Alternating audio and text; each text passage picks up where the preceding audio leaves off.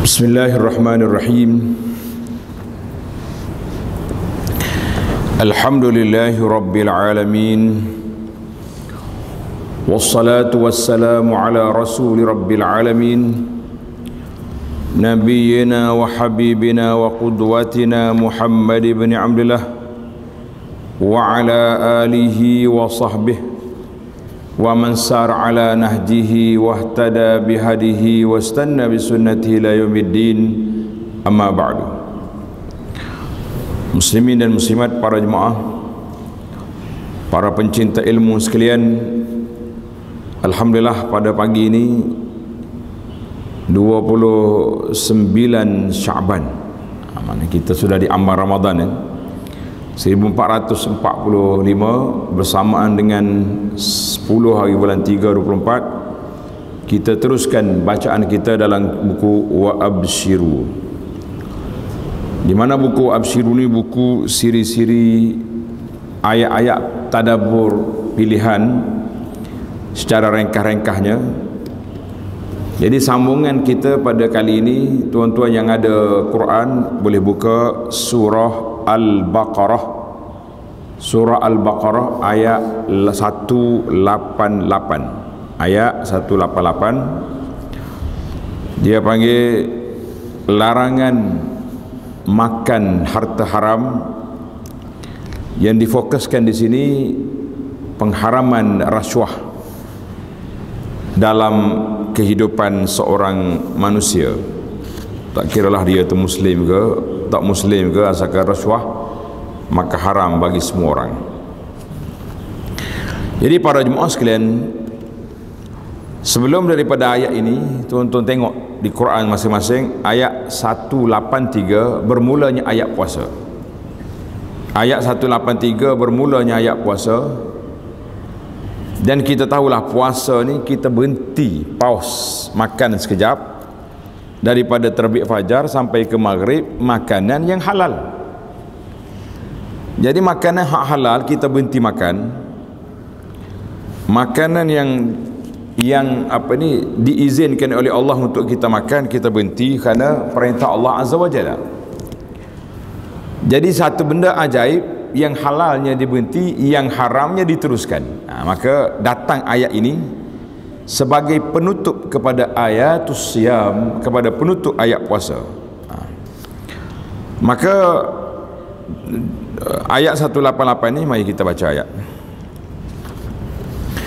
A'udzu billahi minasy syaithanir rajim.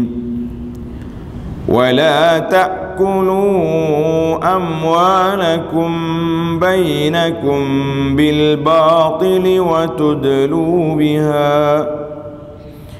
وتدلوا بها إلى الحكام لتأكلوا فريقا من أموال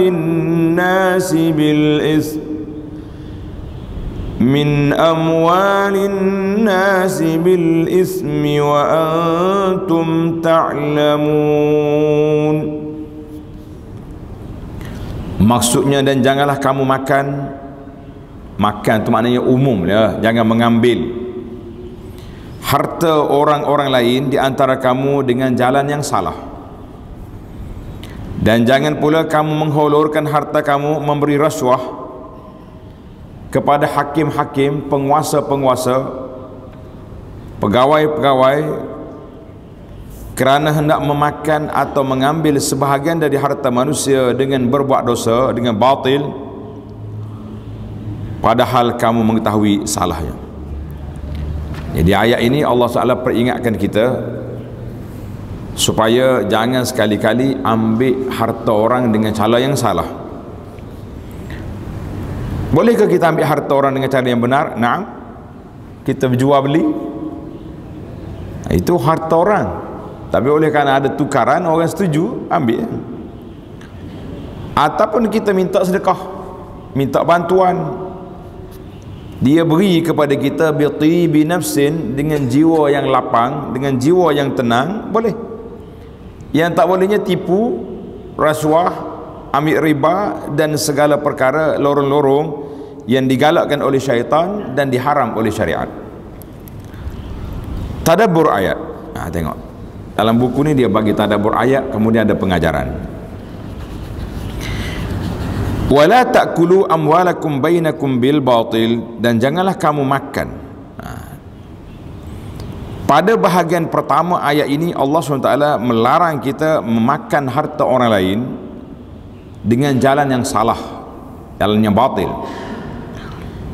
Yang dimaksudkan dengan perkataan ta'kulu, makan, dalam ayat ini ialah mempergunakan atau memanfaatkan, sebagaimana biasa dipergunakan dalam bahasa Arab dan bahasa lainnya.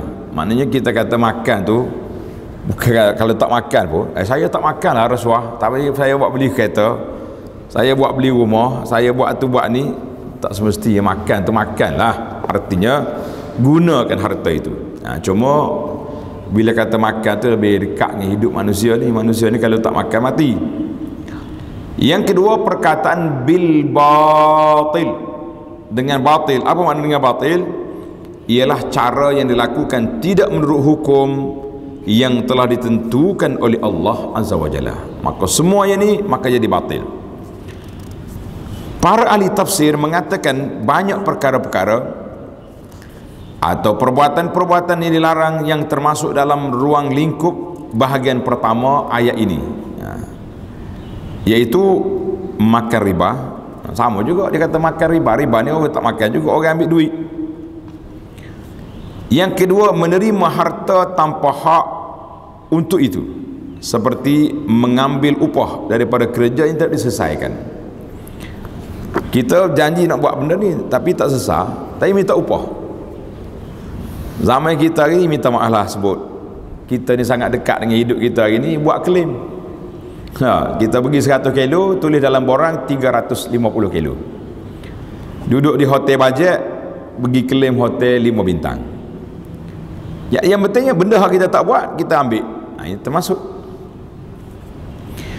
Yang ketiga, menjadi broker, orang tengah yang melaksanakan penipuan terhadap pembeli atau penjual. Dia tahu dah benda buruk, kita pergi kempen kawan tu, orang percaya dengan kita, buat. Macam menyalahgunakan kedudukan. Kawan kita ni main saham, buka saham tu, kutip sana kutip sini. Kita atas nama orang dikenali sebagai selebriti, ataupun yang penting ada nama. Kita duk up gambar panel syariah, akhir sekali rupa-rupanya kawan tu lesen pun tidak ada. Contoh ni, jangan kait dengan siapa-siapa, kita berlari. Maknanya ini termasuk dalam ambil harta orang dengan batil. Jangan bermudah-mudah nak meluluskan satu perkara. Yang kedua, wa tudlu biha ilal hukam. Jadi isu yang kedua, wa tudlu biha ilal hukam litakulu fariqan min amwalin nasi bil ismi wa antum ta'lamun. Dan jangan pula kamu mengholorkan harta kamu, yakni memberi rasuah kepada hakim-hakim, pegawai-pegawai, kerana hendak memakan atau mengambil sebahagian daripada harta manusia dengan cara salah, padahal kamu mengetahui salahnya.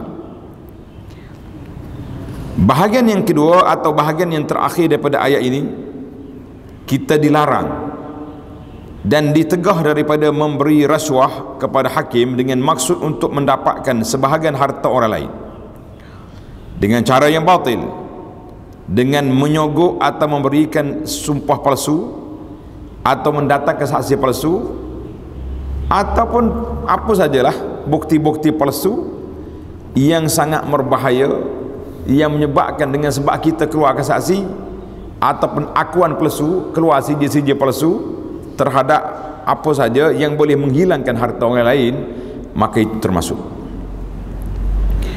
Sabda Nabi SAW ketika datang sahabat dua orang yang berkelahi, masing-masing kemuka hujah bahawa ini barang dia, maka Nabi dengar hujah.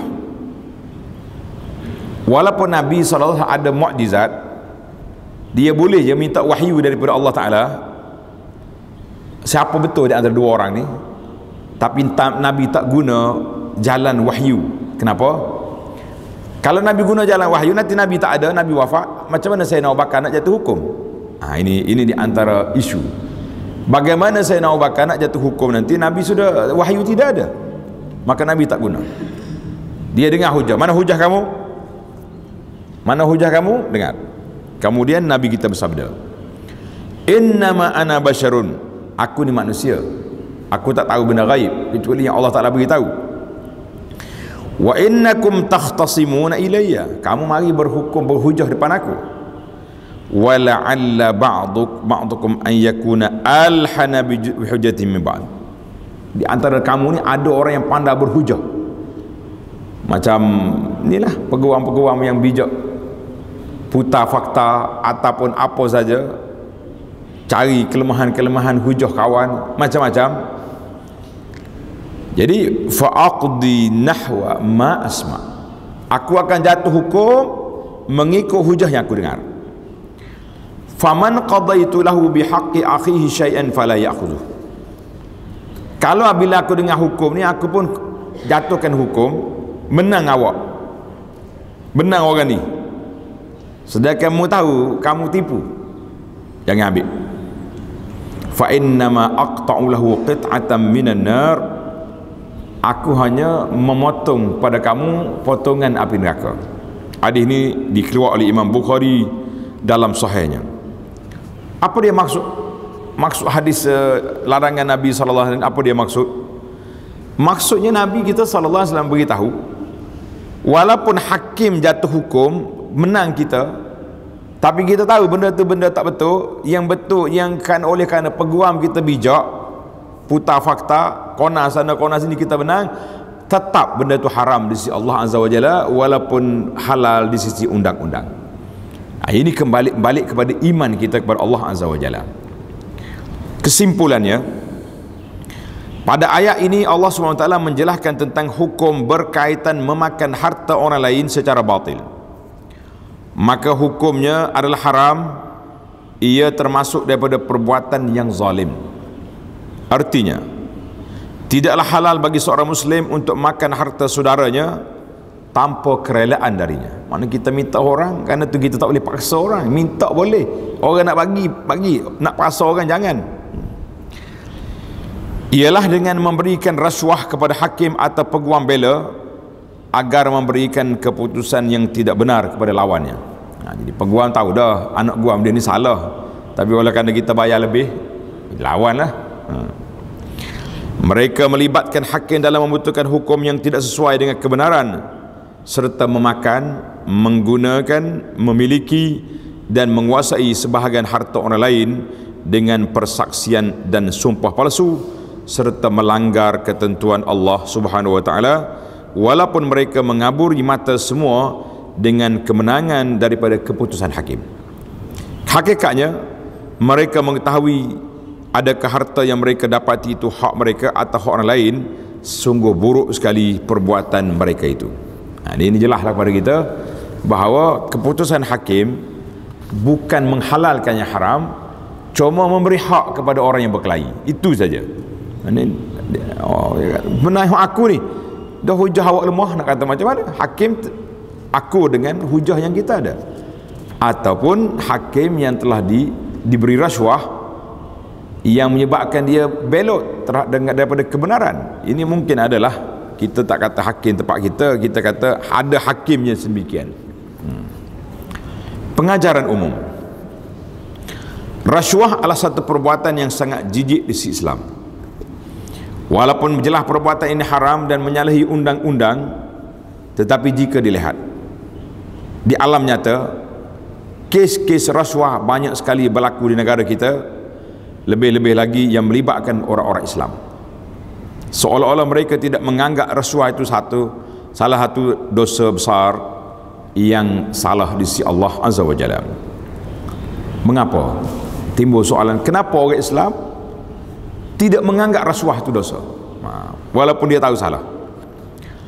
Boleh jadi sebab kefahaman dan takrifan rasuah itu yang dilunakkan, sehingga mungkin bagi mereka tidak ada apa-apa. Contohnya, mereka tidak lagi menggunakan kalimah rasuah ketika berurusan. Tak ada. Mana ada orang mari. Oleh kerana tuan dah bantu saya, lillahi ta'ala, 50,000 saya bagi rasuah. Ada tak? Mana ada? Yang adanya duit minyak ni, duit kopi, hadiah, itu ada. Lari. Mereka ini tidak lagi menggunakan kalimah rasuah ketika berurusan. Sebaliknya digantikan kalimah lain seperti duit kopi, wang pelincir, duit minyak, macam-macam dia punya istilah, hadiah atau pelbagai kalimah lain, sehingga rasuah yang haram dan keji itu dianggap tiada apa-apa, beres ya, dipandang enteng kerana semua orang buat, atau lebih teruk lagi, rasuah tidak lagi dianggap haram bagi orang yang nak melakukannya. Rasuah itu apa? Timbul soalan di sini. Ini masalah akademik sekilah. Rasuah itu apa dan bagaimana? Perkataan rasuah berasal daripada bahasa Arab ar-rishwah. Rishwah dengan shin, rishwah. Makna asalnya seorang memberi kepada orang yang berkuasa atau mereka yang ada kedudukan seperti hakim atau pemerintah untuk mengambil dan memakan harta orang lain dengan cara batil, atau untuk membatalkan hak orang atau membenarkan kebatilan. Itulah maksud rishwah yang disebut dalam Al-Quran. Imam Ibnul Asir ada menyebut dalam kitab dia An-Nihayah, ar-rishwah adalah suatu yang menghubungkan kepada keperluan hajat dengan cara pujukan.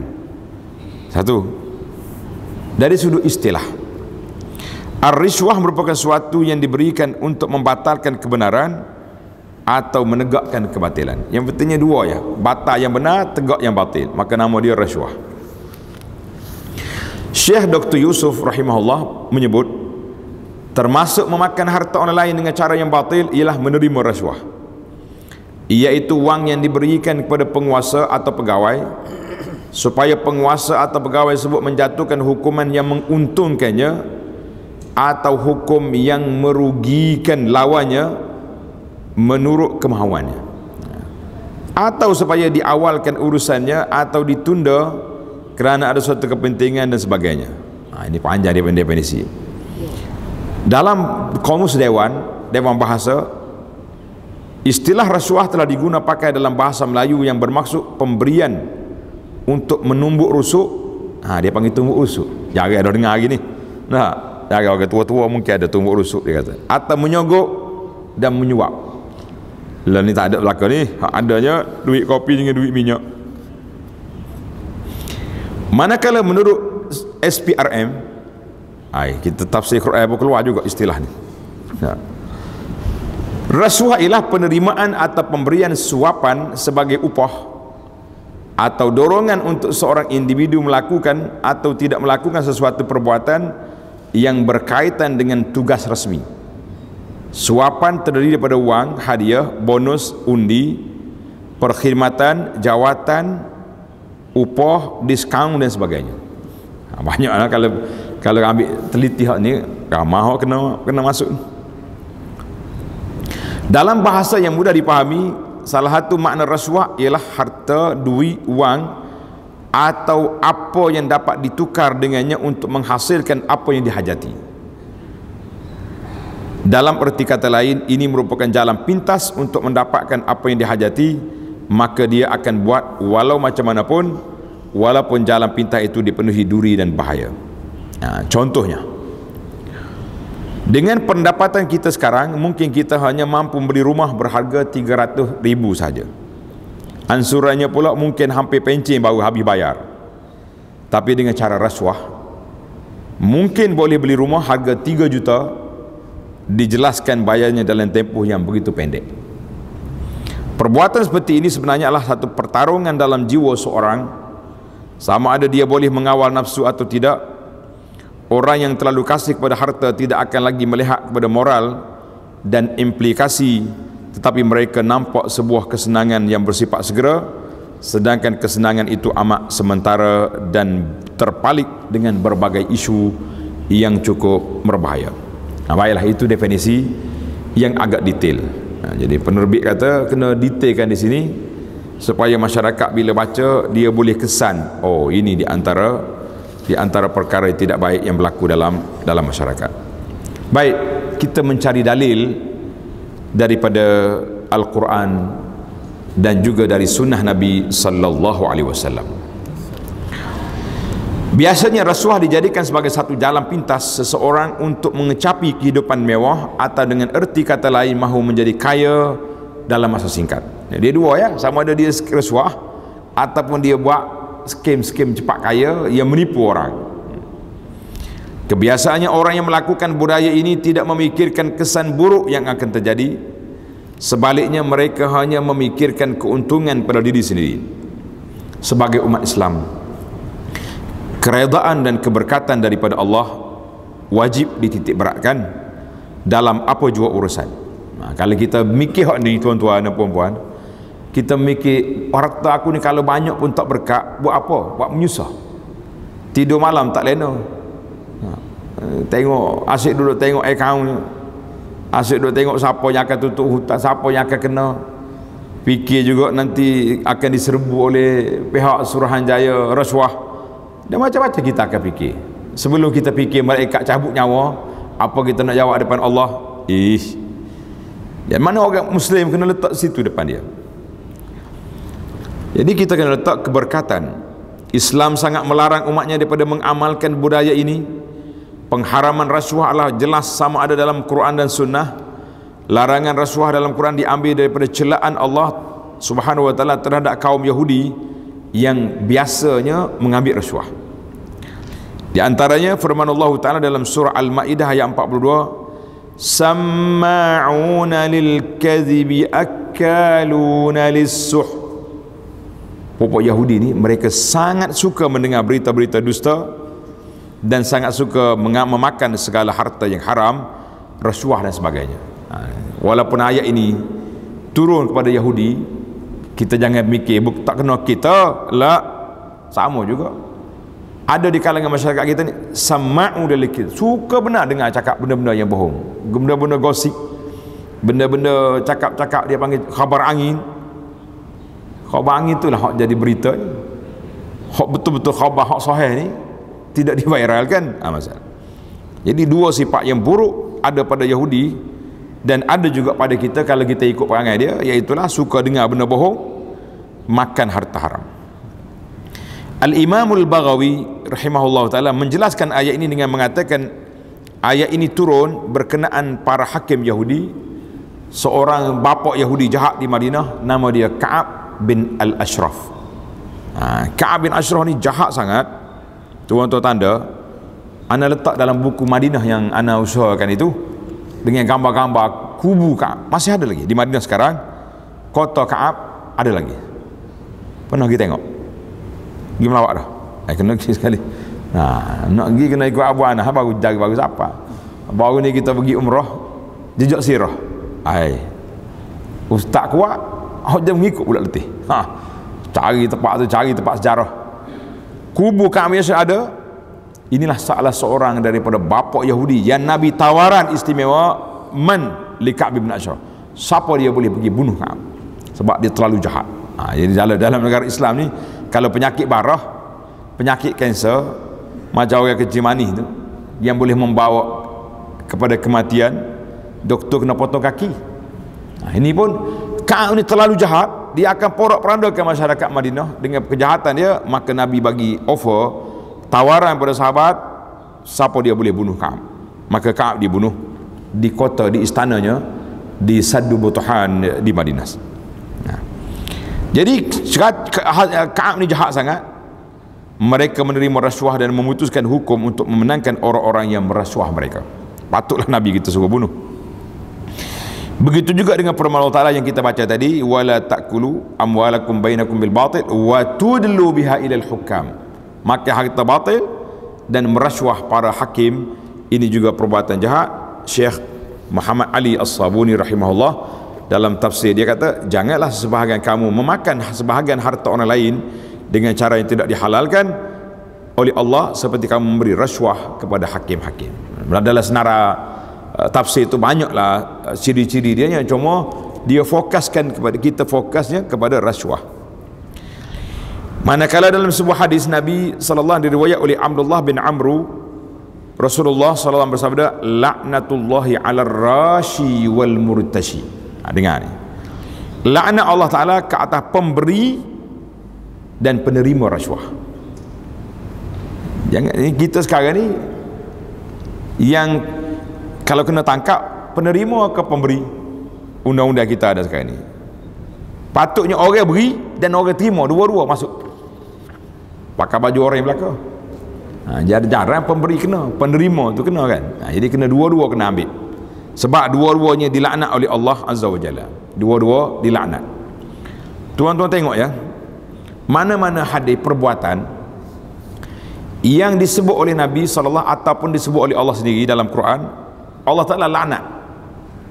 Bagi mereka azab neraka, bagi mereka dimurkai oleh Allah. Semua itu menunjukkan simptom dosa-dosa besar yang berat di sisi Allah Azza wa Jalla. Manakala kata Nabi kata laknat, Allah Ta'ala laknat, la'anallahu, Allah Ta'ala laknat fulan, perbuatan itu, maka perbuatan itu menunjukkan dosa besar apabila disebut sebagai laknat. Di antara bentuk-bentuk rasuah, saya baca ringkas ya. Rasuah boleh terjadi dalam berbagai bentuk. Satu, melalui pemberian jawatan. Orang ni tak layak pun, tapi oleh kerana dia sokong kita bagi jawatan. Kehormatan, pekerjaan, kontrak atau perkhidmatan, atau perjanjian pekerjaan atau khidmat. Itu. Dua, rasuah melalui pemberian pembayaran, pembebasan, penjelasan atau penyelesaian apa jua pinjaman, tanggungjawab atau tanggungan, sama ada sebahagian atau keseluruhan. Tiga, pembayaran rasuah melalui pulangan berharga, diskaun, komisen, rebate dan bonus. Yang keempat, pembayaran rasuah melalui pemberian bantuan, sokongan, persetujuan atau pengaruh. Maknanya kalau sokong saya bagi projek, bagi bajet contohnya, ini termasuk. Yang kelima, pemberian rasuah melalui tawaran, jaminan atau janji untuk memberi apa-apa suapan. Ini diambil daripada portal SPRM. Baiklah, kita fokus kepada kesan daripada ayat Quran ini. Mengapa berlakunya rasuah? Apa sebab?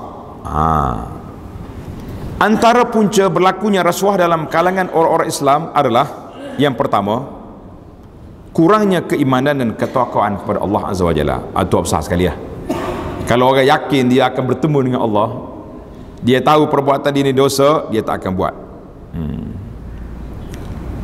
Saya buat rahsia pun Allah Ta'ala, mana ada rahsia bagi Allah. Kaunuhu aliman, Allah Ta'ala bersifat dengan ilmu, dia tahu semua. Yang kedua, sikap mahu hidup mewah, riak, menunjuk-nunjuk, tamak, ingin cepat kaya dan sebagainya. Tengok kawan sebelah rumah besar, kita nak besar juga. Dia tukar kereta baru, kita nak baru juga. Tapi rasuah. Yang ketiga, faktor kelemahan dalam kepimpinan dan pengurusan sesebuah organisasi. Mana kita percaya sangat pada orang, buat akhir kali banyaklah berjadu penyelewengan. Dan juga boleh memberi ruang dan kesempatan kepada pemberi dan penerima rasuah untuk melakukan jenayah kepimpinan yang disebabkan oleh kepimpinan yang lemah, menyebabkan kurangnya penyeliaan, tiada pemantauan, lembab menjalankan tugas, dan terbuka kepada penyelewengan khususnya rasuah. Faktor yang keempat, modernisasi. Pembangunan sosial ekonomi yang tidak diseimbangkan dengan pembangunan kerohanian akan memudahkan terjadinya rasuah. Mana kita duduk kempen orang gaya hidup yang bebas, tapi kita tak kempen dari sudut kerohanian, dari sudut zuhudnya, dari sudut qanaahnya, dari sudut dosa pahalanya, maka ini juga merosakkan. Yang kelima, faktor politik. Setengah ahli politik menggunakan kesempatan dan jawatan yang sepatutnya digunakan untuk berbakti pada masyarakat, sebaliknya digunakan untuk menerima dan beri rasuah untuk mendapatkan kuasa, memenangi pemilihan jawatan, mengumpul kekayaan, menagih populariti dan sebagainya. Wallahu alam. Kesan-kesan rasuah. Ini bahaya ni. Sesungguhnya amalan rasuah ini akan menatijahkan kesan dan kesudahan yang sangat buruk. Antaranya, yang pertama, menghancurkan keadilan dalam sebuah negara. Dua, melahirkan masyarakat tanpa akhlak ataupun integriti. Tiga, melahirkan masyarakat ananiah, egois, mana dia kata dia saja, orang lain jangan peduli. Yang ketiga, biaya pengurusan akan meningkat, yang harga 5 juta boleh jadi 10. Yang kelima, pengurusan pentadbiran menjadi bermasalah. Yang keenam, munculnya orang kaya jahat yang khianat. Rasuah semakin parah dan menyebabkan jurang kemiskinan yang semakin melebar. Jika amalan pemberian rasuah ini tidak dibendung segera, akan mengakibatkan banyak masalah sosial kerana undang-undang tidak dapat dipatuhi dengan sebenar-benarnya. Dengan rasuah, hukuman dapat dielakkan, maka kegiatan jenayah dan ketidakadilan akan berleluasa. Rasuah tidak sekadar memudahkan atau menggalakkan jenayah seperti pelacuran, pemalsuan wang, cetak rokok dan penyeludupan, bahkan lebih besar daripada itu, mengundang murka Allah. Ini kita lupa yang ni, mengundang kemurkaan Allah, dan seterusnya menjemput musibah, bala dan wabak. Penyelesaian. Apakah penyelesaian yang kita cari dalam tadabbur ayat ini? Banyak cara boleh dibuat untuk menghapus atau membendung jenayah rasuah kalau kita betul-betul ikhlas untuk menghilangnya. Pertama, memantapkan iman dan mengukuhkan jati diri. Keimanan dan kepribadian yang tinggi adalah benteng yang paling kuat untuk mementeras gejala rasuah biiznillahi azza wa jalla. Dua, meningkatkan penguatkuasaan undang-undang dan hukuman penguatkuasa undang-undang. Penguatkuasa undang-undang perlu bertindak tanpa memilih bulu, sama ada ia dilakukan oleh orang biasa ataupun orang besar. Kemudian siasatan dan penguatkuasaan perlu dipergiatkan lagi agar masyarakat sedar betapa bahaya dan serius masalah ini jika tidak dibenteras. Tiga, memasukkan bahaya rasuah dalam sistem pendidikan. Benci kepada rasuah akan dapat dihayati dalam diri sekiranya diajar dan dididik daripada awal persekolahan lagi. Mana kita didiklah, tapi kesedaran tu perlu ada. Yang pentingnya masuk elemen ini. Yang keempat, cara paling berkesan untuk membendung segala jenis maksiat termasuk rasuah dengan menanamkan ke dalam jiwa rakyat, khususnya para pembesar dan mereka yang punya kedudukan tinggi dalam negara, iaitulah keimanan kepada Allah Azza wa Jalla. Para agamawan perlu kerjasama meningkatkan penjelasan dan kesedaran masyarakat biiznillahi Azza wa Jalla, sebagaimana firman Allah Ta'ala, kuntum khaira ummatin ukhrijat linnas ta'muruna bil ma'rufi wa tanhauna 'anil munkari wa tu'minuna billah. Kamu wahai umat Muhammad sallallahu alaihi wasallam adalah sebaik-baik umat yang berbuat segala perkara yang baik dan melarang daripada segala perkara yang salah, yang buruk dan keji, serta kamu pula beriman kepada Allah. Maknanya kalau kita boleh duduk di tapak ini, biiznillahi azza wa jalla, kita akan selamat. Baiklah, jika kerjasama umara, penguasa dan ulama dijalankan dengan baik secara berterusan, dengan izin Allah, jenayah rasuah dapat dihentikan biiznillahi azza wa jalla. Baiklah, dalam buku ni ada satu kisah, i'tibar daripada kisah Nabi Sulaiman dengan Ratu Balqis. Tuan-tuan bacalah, panjang cerita ni, satu kuliah pula jadi. Iaitulah tadabbur kita kepada ayat, tanda ayat ni dalam surah wa inni mursilatum ilahim bihadiyatin. Surah apa tu? Cuba tengok. Maknanya Sulaiman alaihissalam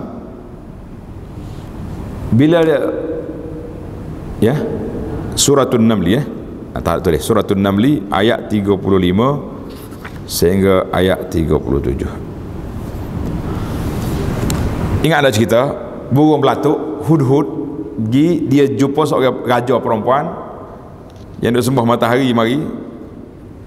Maka Nabi Sulaiman hantar surat kepada Balqis supaya beriman kepada Allah Azza wa Jalla. Makcik ni bijak. Dia kata sebelum kita terima tawaran Sulaiman ni, kita hantar hadiah dulu. Tengok ni. Hantar hadiah. Bila bagi hadiah, dia kata tengok, kalau dia terima hadiah, dia raja, kita lawan. Maknanya Balqis pun hero juga, ada kekuatan, dia bukannya makcik biasa. Tapi kalau dia tak terima, dia nabi, kita akur, kita terima dakwah dia. Bijak. Jadi bila dia hantar mari, Nabi Sulaiman hantar balik hadiah dia, bahkan Nabi Sulaiman marah pula. Dia kata ni,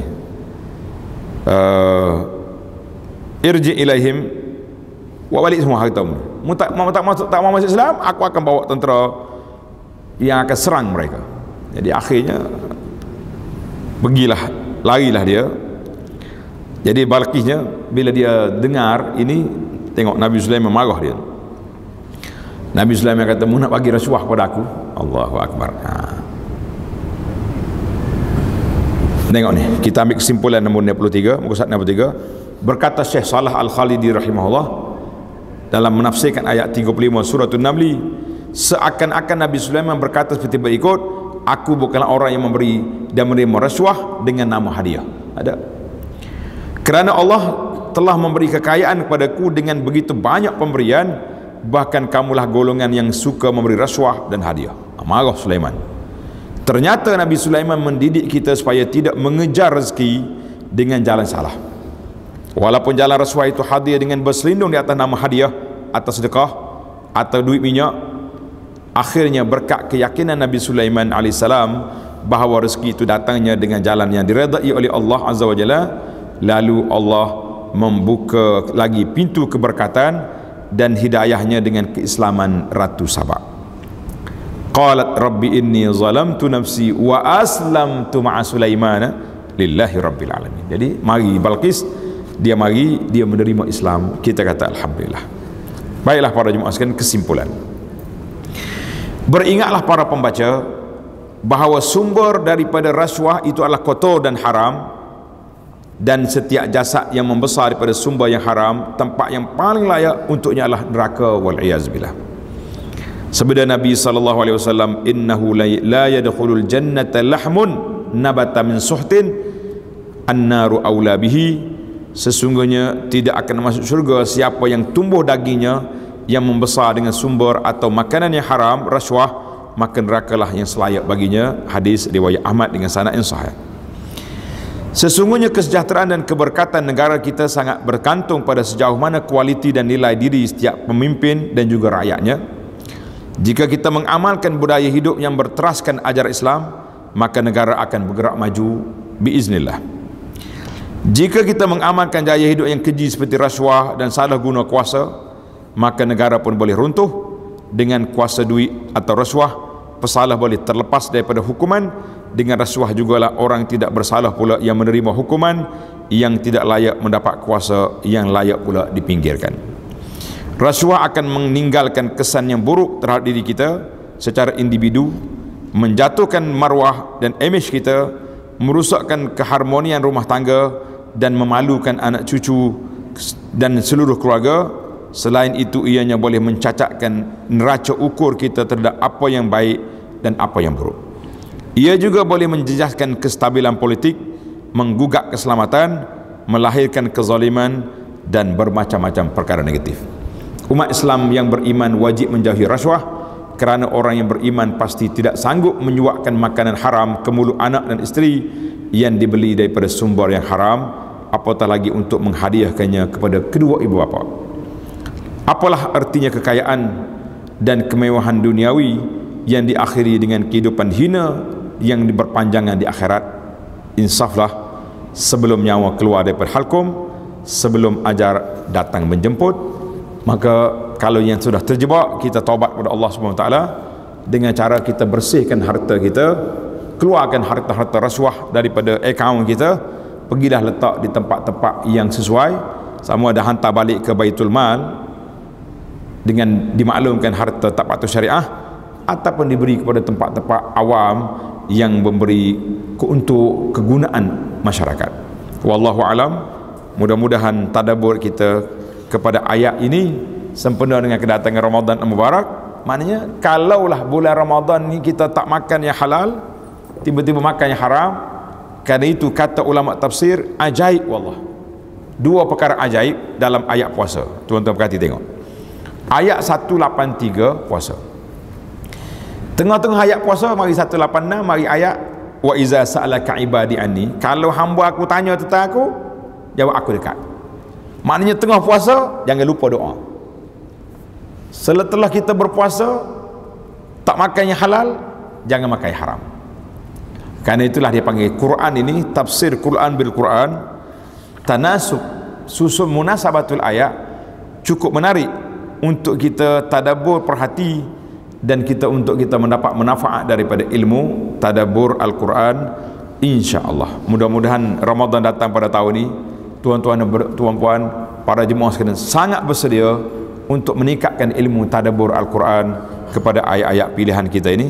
Kalau tak sempat nak tadabbur dengan ustaz, apa bacalah buku ni, biar khatam sekali dah, satu ayat insya-Allah. Dalam ni ada 18 bab, yang 18 hari Ramadan dah kita. Nah, 10 hari terakhir kita tumpukan kepada baca Quran, bermunajat biiznillahi azza wa jalla. Subhanakallahumma wa bihamdika asyhadu an la ilaha illa anta astaghfiruka wa atubu ilaik. Wa sallallahu ala nabiyyina Muhammadin wa ala alihi wa sahbihi ajma'in walhamdulillahi rabbil alamin. Wassalamualaikum warahmatullahi wabarakatuh. Selamat menyambut Ramadan, berpuasa, dan kita sama-sama berdoa. Allahumma, ikut semua, Allahumma sallimni li Ramadan wa sallim Ramadana li wa tasallamhu minni mutaqabbala. Allahumma sallimni li Ramadan wa sallim Ramadana li wa tasallamhu minni mutaqabbala. Ya Allah, sampaikan kami ke bulan Ramadan. Ya Allah, anugerahkan kami taufik dan hidayahmu untuk beribadat sebanyak mungkin di bulan Ramadan ini, dan kabulkanlah semua amalan kebaikan yang kami lakukan. Wa sallallahu ala nabiyyina Muhammad wa ala alihi wa sahbihi ajma'in walhamdulillahi rabbil alamin. Wassalamualaikum warahmatullahi wabarakatuh. Waalaikumsalam.